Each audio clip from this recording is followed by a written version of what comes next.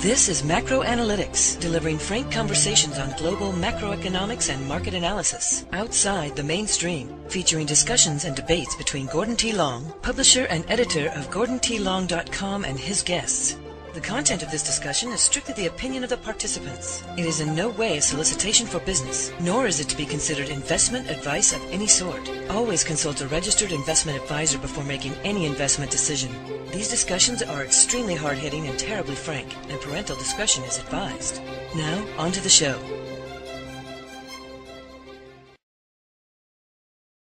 Good morning. I'm Gord Long with GordonTLong.com. It's my pleasure to have back with me this morning again Charles Hugh Smith, well-known and prolific writer on the web, who is the publisher of the website of twominds.com. Good morning, Charles. Good morning, Gordon. Glad to be here, as always. How quickly the month goes, isn't it? Yeah. Charles, like last month, I need to remind our listeners that this is not an interview like all of the Financial Repression Authority interviews that I'm doing. This is a monthly discussion that Charles and I have, and we've been doing these for at least 3 years now, right, Charles? And the subjects we touch on are pretty broad range, and we come back to them. But it's a dialogue, and we just like to share some of the conclusions and things that are really on our desk, and whether Charles is writing about them or I'm putting out reports on them, but just the kinds of things that we think are important. And one of them today, Charles, that you and I agreed that we wanted to talk about is some of the trends that we're really seeing, and if we could make some sense out of those trends. Any comments on that before I launch into them? No, I think that it's good to take a step away from the noise of financial markets and statistics like unemployment rates and QE this and QE that, because really the trends we're going to talk about today are so much more profound. They're secular trends. They're not going to go away next quarter. They're going to keep building in momentum and amplitude as we go forward. I have up this chart here, Charles, that you and I were talking about. This is a chart that I was using in the late 80s and 90s in my days when I was in technology, explaining what was going on and the transitions we were going through and what I thought was going to unfold. And over here on the right, you can see 2010, which was way out in the future back then. It was going to be about innovation as we move from eras of just managing data and processing data to making it information, to making it knowledge. Well, those days, now the knowledge is there. It's the innovation, and the speed of that innovation is absolutely critical. And I think as we go through these trends, we're really going to see it. But also that's happened back in years ago. It was about capital equipment, capital investment. But money is quite literally free. Matter of fact, they're going to charge you to store it now, as opposed to pay you to have it, a negative interest rate. So, but the capital today is intellectual capital, and so what we've got this conflict where technology is allowing things to be more decentralized, to be more networked, to be faster, for people to be more autonomous. That's the whole way industry and technology is allowing us to go. On the other hand, I don't know about you, Charles, but I think governments are centralizing more and more power and control and policy. And in their defense, because things are getting so much more complex to try and control it, they think they've got to have these kinds of rules. Look at the amount of laws and regulatory. They're just literally exploding. But whether you agree with it or not, they're in conflict. Right? They're like tectonic plates that are pushing up against each other, and when we go through these trends, that's the thing I think we need to look at. What does it lead to? Because this chart I have up, this trend, this is unstoppable. This is matter of fact just accelerating, and the technology and innovation and the speed of innovation will change. It is going to accelerate. We were talking earlier, 12 smart people in a room today can literally reinvent an industry that could have hundreds of thousands of people in it. Schumpeter's creative destruction is alive and well. Absolutely. And for example, WhatsApp this small, technology company, small in the number of employees. I believe they had less than 25 employees, and they were purchased for several $billion, right, to acquire that engine of innovation they developed. Yeah. What we were talking about, what you need is just fewer smarter people. So these technologies are not going to create new industries of massive numbers of jobs. They're actually going to destroy massive numbers of jobs. That's the price that comes with the innovation. So, fewer smarter people are what the future unfolds there, unfolds from the innovation. Jobs are going to have to come in other fashions. Right, and you have a slide here, Gordon, of five trends that we've identified and that we wanted to speak about that manifest this the context that you've described of capital and labor are abundant and they're almost valueless. What's valuable is ideas and innovations.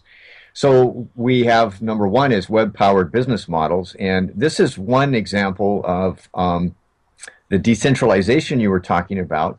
And the examples, we all know them. They could be Uber, Airbnb. An amazing number of these peer-to-peer type businesses are emerging, and they spread the income out that used to go to, like, say, centralized hotel chains. Now that income is being spread among thousands of people who are renting rooms or apartments through Airbnb. So it creates an entrepreneurial class of people that and what are they selling? What they're really doing is, as I understand it, you're taking an asset that was unproductive, it was offline, and you're bringing it online. So whether it's your vehicle that used to sit in your garage for 98% of the time, now you're bringing it out and making money with car share, or your room sat there empty, 98% of the time, now you're bringing it into productive use. And isn't that a positive thing? Well, of course it is. It is for the consumer. But it's completely disruptive for the concentrations of capital that used to control these industries, whether it's the taxi cab industry or the hotel industry.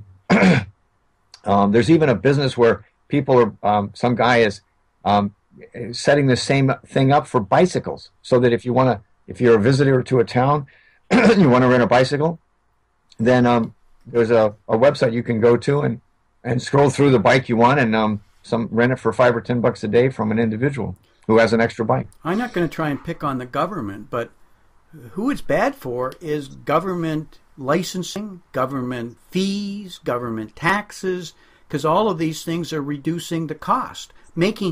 Capitalism is about getting more for less. Capitalism is working really well, but it's completely disrupting the government's expected revenue plan. So they're in there trying to protect them in many cases, and actually standing in the way of allowing this innovation to happen. That's right. And our second point is web disrupted content. And of course, we know this is examples are newspapers and the music industry. And, in the music industry, instead of buying LPs or CDs, people now have a flat fee per month, and then they have unlimited music. And so this is really devastating the music labels. I believe the music industry income has fallen in half, from $14 billion to $7 billion. So there's just a lot less money being spent on music, because if you can buy unlimited music for $10 a month, why not? That's less than one CD, from a decade ago. And so this is creating, it's disrupting the gatekeepers, the publishers and editors and the networks, and it's creating a lot of potential for content creators. But then it leaves us as consumers with a task of trying to sort through millions of songs, millions of pages of content, and millions of, well, not millions, but certainly hundreds of independent films. So how do we do that? So the intermediaries, that's a whole new business that's still, I think, in development. Where do we go to sort the wheat from the chaff? Somebody will come out with more solutions, like Google sorted out how to sort through endless amounts of data. There'll be more solutions that'll come up. The operative word is disruptive. Everything we're talking about so far is disruptive. And the key then is disruptive not just within the industry, but disruptive across industries and revenue streams of parties that depend on these industries. And so, if you get a fragile system, it can, things can break within industries or break in another industry that's dependent on it. I just finished a discussion here earlier today on pension plans. Negative interest rates, which they've now put in Europe, obsolete pension plans.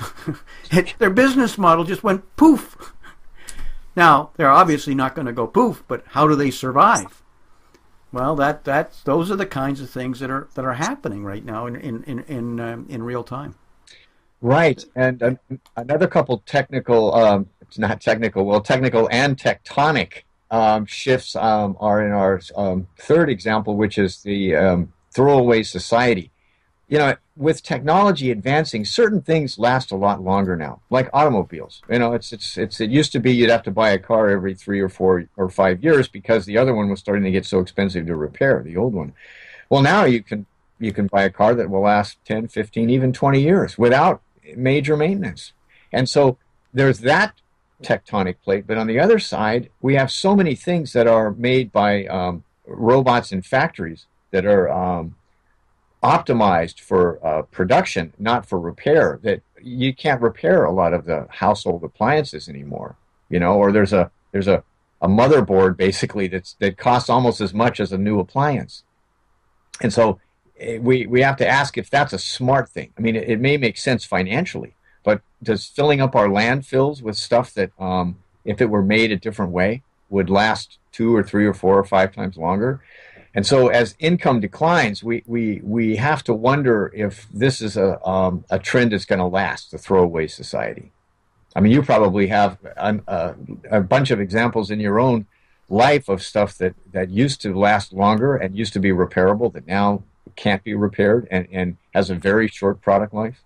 Well, the whole repair industry has almost disappeared, the repair services industry. Yeah. People that used to fix dishwashers, people that even car repair. Yeah, I mean, you still repair. They don't repair. It's modules. You don't tinker with it anymore. Yeah. And so, but it's part of the design, because what's happened with the previous chart with innovation, it's become time has become the competitive dimension, and that's not an academic expression. What it's become is you want shorter product life cycles and speeding it up. And the more you go out, the harder it is for your competition to stay running with you, because they're caught with obsolescence, mispriced product, and suddenly they fall down. And the example you and I had talked about previously is a 3-legged race when you're at the picnic. And the guys that won it started slow, and they pick up the momentum, and they went across the fence. Those who tried to rush it fell right down on their face. It wasn't they weren't fast. They fell down on their face. And so this shorter product life cycle is a strategy for consolidating industries. But what you do is you create an architecture, and you just keep moving from that base architecture more products. Apple's a genius at this. How many iPhone? I'm losing track of how many versions, but we always got to have them, right? Couple more features and boom and bang, and the other guys just and by the way, they don't even manufacture them anymore because there's no money in the manufacturing. Not a $300 product with $10, and somebody else, because the money's in the content and the distribution, and even less now it's the content and that innovation flow. And once you understand that, you understand what they're doing, because on the repair industry, you don't want to replace it with another product. You sell somebody a product that's going to last for 20 years. How does that help your business? 5 years you want them to buy a new one, but you don't want them to buy it because the other one didn't stand up. You want it to buy it because there's more features that you really need on this, more bells and whistles. Right. Okay, so we become disposable because the repair costs become the mitigating circumstance. How many times you go into a store now, they want you to buy the repair contract, and for 3 years, and you look at it against what you're paying for it, and why do you want you mean it's not going to last that long? Because they make more money on that repair bill. But anyway, these are the trends. We're definitely, whether it's a throwaway society. Well, Gordon, why don't you talk about collapsing private investment? And this is one of the most, to me, one of the most striking and profound trends. That Well, because money is free. That we have built up so much capacity. That's one of the issues with quantitative easing. We made money cheap so consumers could buy, so demand went up. Well, as soon as demand goes up, manufacturers produce more, so we got more supply. And they got cheap money so they can finance their factories, etc. The Asian countries have just made an absolute killing on this. So we got elevated demand, elevated supply. Well, what happens is all of a sudden when the real disposable income falls off, demand falls off, supply collapses at that rate because it's artificially too high. And what the capital today is, you don't need it because you're not producing more. You don't need more factories. You don't need more equipment. You need smarter robotics and et cetera. So the investment today is not in that capital equipment. It's in the human technology. And you say, well, people, but it's not more people. It's fewer, smarter people. So you've got, let's pick on HP, for example. They were the last person standing in the technology era. All about console, they were the winners. They announced, 2 weeks ago, 58,000 they're laying off? Yeah. I mean, pardon? Yeah, I know. And I think it was 48,000 last year. I mean, who's going to be left? And I'm not trying to pick on their wonderful corporation, but it just shows you the pace. And then, I was reading American Express, record profits, doing outstanding job, going to lay off another 4,000. Why? Driving it down. Fewer and fewer higher level people that are really controlling the profit lines. So so the capital investment is plummeting. Now that has devastating impact if you're really trying to figure out how we're going to create jobs. But it makes perfect sense if you understand that the world really now is about knowledge and innovation and the content in almost everything. Right, and that's our fifth point, which is the productivity paradox, which is last person turn off the light. Right. Because these industries of creative destruction are completely, literally obsoleting vast amounts of jobs, and then when they finally get going, like a computer industry, the jobs just completely disappear. Right. And that's not bad. That's to be expected. Unfortunately, we aren't even beginning to gear up for the fallout of this problem. Right, and I think that again, the tectonic plates you described, a lot of people try to judge the new industries like Uber and Airbnb. They try to say, well, wait a minute, these aren't good middle class full-time jobs with medical benefits and all that. But those kinds of jobs are so expensive for the employer. That's why the employer has to shed them. By the time you pay somebody $60,000, then there's with overhead it's more like $100,000. That person has to make you $200,000 or $300,000 in sales in order to justify their salary. Never mind make any money. So you have to take this. You have to understand this from the point of view of an employer. You're going to go out there into a very competitive world, and you're going to somehow make a profit. How are you going to do that? Well, if you have a huge head count, your costs will basically eat you alive. And so, without question. And we've been going through cuts and cuts. And we wonder how deep we can go. It's going to get much worse because we haven't even begun to see the advent of robotics. And don't think of robotics in those traditional methods of putting parts on a car.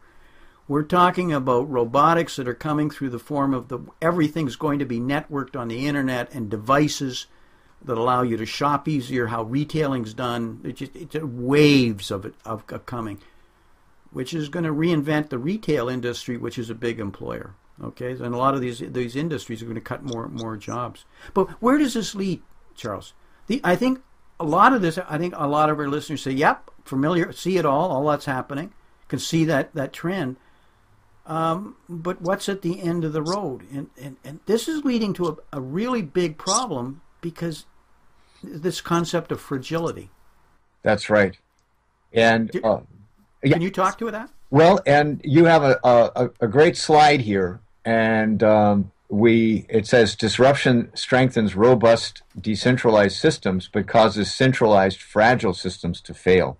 And I think one system that we're all aware of and probably interact with at some level is the U.S. healthcare system. Now everybody knows it's broken, but the government and the large players are trying to fix whatever's wrong with U.S. healthcare by making more and more regulations. I mean, I think Obamacare was 1,800 pages, 1,900 pages, almost 2,000 pages of just legislation. Then there's 10,000 more pages of regulations. Now, this is a prime example of what you described. In other words, trying to fix a complex system by adding more complexity and cost. Well, this makes the system more fragile. And so those of us who look at healthcare, from 30,000 feet go, the solution is to decentralize it, make it more transparent, give people more options, let people know the precise cost of everything, and give them the information to make them an informed consumer of healthcare, right? And get rid of most of these regulations. But that's not going to leave the government happy or all the major players who are profiting so much from the status quo. But we can't afford the status quo anymore. Healthcare is almost 20% of the GDP. It's the highest in anywhere in the world. It's in the United States. That's right. And are we? I'm comparing it to socialized medicine countries around the world, and still higher here. And are we a healthier society? I think we're in the middle of the pack at best. But the rate of change is not going to slow. That's a given. Right. And this centralizing forces that the government continues, because it's working on an old model of a command and control kind of system. The businesses gave that up 25 years ago. So it's in conflict today with what technology and all people are trying to do, even to survive with jobs, and I see that becoming a bigger and bigger problem. And we got a chart up here, these guidelines for deciphering durable versus sustaining trends, and I think this came from Taleb, didn't it? Yeah, it's kind of me sort of summarizing Taleb's basic fragility and anti-fragility arguments, and so it's sort of been filtered by me, but it comes from his line of thinking, definitely. And how does that relate to the discussion here on the fragility? I think that the original context that you provided for our show today, which was the tectonic plates of decentralization and innovation versus increasing centralization and increasing complexity. The more you centralize something in an innovative era, the more fragile it becomes because it's less adaptive. And what you're really saying is, amidst this huge cycle of innovation, a handful of bureaucrats somewhere are going to be able to make the best decisions possible. Not the 10 million users, a handful of bureaucrats, whether they be in the Communist Party of China or whether they be in at the top of Obamacare. And I think that we're starting to see that as we can intuitively anticipate, those systems will break down a lot easier than a decentralized system that's actually welcomes innovation and is adaptive. And that's, for us as individuals and households, we want to pursue the sort of value system and behaviors that align with anti-fragility. In other words, what's durable is being able to be adaptable and accepting a certain amount of failure and experimentation rather than trying to make things more rigid and more complex, more centralized. One of your books kind of talked about this, did it not, Charles? Yeah, absolutely. I think education, higher education, I wrote one book about that. That clearly the cost of higher education could be reduced by 90% with the technology we have today. That's a good example. How can it possibly be that a college some of these courses now are $60,000 a year at top flight schools? How can that be when not that many years ago, it was $20,000 or $15,000? Why are the costs so high? Textbooks are automatic to produce them, but now they're an average textbook's $200 or $300. They used to be $5 or $10, right? How does that work? Because we can produce them faster, easier, in real time. Classrooms, we can do things that we don't need lectures the same way. We got video capabilities and play them anytime you want, and conference groups.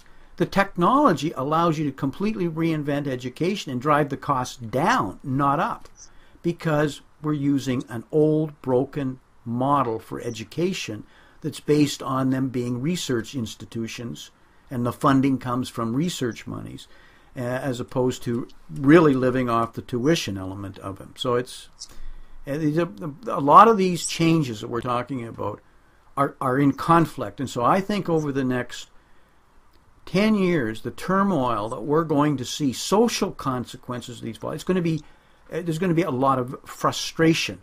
There's going to be a lot of anger with the problems. But if you can see it in the right context, you can see solutions for you and your family. Because the problems are going to get worse, but you can find out how to reinvent yourself and continue to reinvent yourself and be one of the fewer, smarter people. That's right. Well, Gordon, when you think back over human history, about 100,000 years, we developed the skills of being hunter-gatherers, and those people looked for opportunity to survive. It wasn't some kind of you show up and sign in as a hunter-gatherer, and then you're handed a bunch of goods and services at the end of the day. You had to get out there and take chances and learn constantly about your environment. And so we all have those skills as part of our genetic heritage. And so in a way, the era we're talking about is more about drawing upon those hunter-gatherer, being opportunistic, being flexible, being adaptable, as opposed to the era of the factory model that we were described. That's gone now. And in the factory model, in a way, it's not even human in a way. That you show up and you get a stable thing and you do the same job for 8 hours. In a way, it's alien to the human experience. And so, if we look at that, maybe we should look at it as a temporary blip in a much longer history where adaptation and innovation and opportunity were the norm, instead of like something that we were afraid of, which is the way we are now. We're afraid of innovation because we got too used to this sort of factory model where you sort of show up, push some paper around, and go home. And maybe that world is simply not sustainable anymore. It's not sustainable because you did it for so many years. You got a gold watch and retired. Well, now there's no retirement plans, no gold watch, and you will have had 5 jobs. So that's in. The factories aren't there. So you're going to be something separately. And these changes are so profound that are coming. It's right down to even the government model, and that is money's raised at the federal level, distributed to the state level, if I can use the United States example, and then eventually gets down to the town and the local level. The country wasn't built that way. The country we started with towns and formed and statehoods. In the states, the power was at the lowest level. Right. And we only had federal government to manage an army in case we were invaded. The president, until Wilson's time, was not a dominant figure, and the Civil War kind of led it in people's lives. It was at the lower level. And the reason what shifted is with taxation and Federal Reserve, et cetera, in 1911 thereabouts, we started going where the money was raised at the federal level. And he who has the money has the power and then passed down. In my opinion, money should be raised at the bottom and then passed up for services. So the towns pass it to the states, and then states pass it to the federal government to pay for their services. Well, how long would that last? Federal government. Anybody who wants, they're not going to give that up easily. But the model's wrong, because you want, in a distributed system, you want it at the lowest level with those who know where the money should be spent and why, right? That's what we're arguing, decentralized, distributed network. And there's the network being the balance in the labyrinth from the high to low. But I'm just getting a little off on a tirade there. But these are how fundamental these changes, and they're going to be forced. Technology is not going to slow down. It's relentless, And if you don't get out of the way, you'll get run over because it's coming, and it's coming at a faster rate. Closing comments, Charles, as we wrap here? Gordon, I think you raised a very important point in your last comment, which was the government model itself is going to be disrupted, whether we like it or not. Yes. It's going to be disrupted, and it doesn't have to necessarily be bad. In other words, things need to be faster, better, cheaper, and more efficient. It must be, without question. And this government model is, I was using the United States or a country, a sovereign. The issue actually is now global governments. You can't, operating independently, everybody's tied together with their own policies, but the problem is it's not working. So you've got currency wars going on, you've got these old conflicts. There's no need for them anymore. And so it's not working. We don't have the right institutions. Our Bretton Woods, our IMF, these are crying out for massive, major reform. But it just doesn't happen until there's a crisis. And that usually is when fragility and something breaks. And you can't just cobble it together and print more money to fix the problem. Because right now, every time we have a problem, what do? We phone up the press and say, we quote another quantitative easing whatever. We're running out of numbers. And we just pump out an X number of trillions of dollars. And the reason we don't have a service industry is because that money is driving up costs. So you need to be making X amount of dollars a year to survive, which just kills industry. So the issue gets down to sound money. And when you don't have sound money, it's because you don't have proper governance. So chicken and an egg, but it's the problem. We got to wrap. Okay, let's diminish return. Always enjoy these conversations. Okay, me too, Gordon. Thank you so much. Look, have a good weekend. Okay, thank you. Talk to you. Bye.